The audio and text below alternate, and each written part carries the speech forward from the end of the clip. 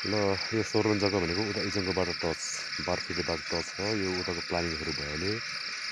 उताको प्लानिङहरू अनि हाम्रो बाटो भनेको इजङ्गबाट केयरफिट बाटो यो ठ्याक्कै तल कालिज फार्मदेखि त्यो कुनाको त्यो बारफिटे स्टार्ट हो हाम्रो जग्गा ठ्याक्कै यो सबै एरिया होला टोटली उता उता छाउदेखिकोदेखि लिएर यो काँडा काँचीकोदेखि लिएर यो फुल फुलेको यो सटाएर माथि यो फुलहरूदेखि लिएर ठ्याक्कै यो माथिहरूदेखि मुनि गुम्बाको मुनि टच पुग नपुग हुन्छ फुलहरू छन् अनि यो किबीको बोटहरू यो ठुलो रुखदेखि मुनि अनि यो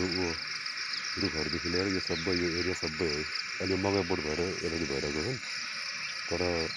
फिल्डमा विश्व पनि पुग नपुग छ नक्सरा पुग्दैन सो पनि तिर न काहीँ तलदेखि यो एरियादेखि यो कालिज फान्डीदेखि लिएर स्वाट उतासम्म सबै हो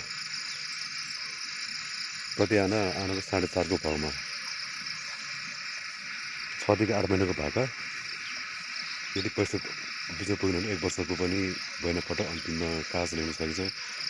73 सालमा म आफै मिलाएको हो उहाँले डाइरेक्ट पास गर्नुभएको यो जग्गा म सिङ्गल मिलाएको हो कि मसँग डाइरेक्ट पर्न सोध्न पनि भएर मसँग डाइरेक्ट भएको भएर ल जग्गा ठिकै छ 4.5 भाउमा काठमाडौँ जिल्लामा जग्गा कहाँ पाउनु यो फुलदेखि यो किबीदेखि लिएर माथि फुल गुम्बादेखि मुनि सफ्ट आएर यो उताको रुखहरू तल गएर यो रुखहरूदेखि स्वाट्ट तल गएर यो कालिज फार्म इजङ्गबाट टच हुँदै उता यो कुनादेखि अनि तल मुनि चाहिँ यो कालिज फार्मदेखि 3टा पानीको मूल छ यो जग्गामा ल यो उता कालिज फार्मको कुनादेखि लिएर आएर सरर आएर सबै उताको छेउदेखि लिएर यो ठ्याक्कै गुम्बा मुनिसम्म भन्नुहोस् ल यो सब एरिया होला एमाउन्ट ठुलो छ किन फिल्डमा 20 मिनट पुग्न पुग्छ तर नसर पुग्छन् सोह्रमा त्यो एरामा चाहिँ नसम्म बगेर भएको नम्बर रहेको जग्गा हो घरकोमा ठुलो एरिया भने एउटा अरू केही पनि छैन ल एकदमै यस्तो खाले सब होला आनाको 4.5 भाउमा फिक्स प्राइस यो सब एरिया होला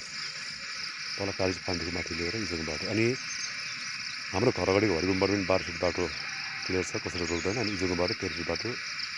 कसैले छेक्दै छैन ल एकदम ठिक छ जग्गा यो सब एरिया होला अहिले मकै बोर्डहरू भएको भएर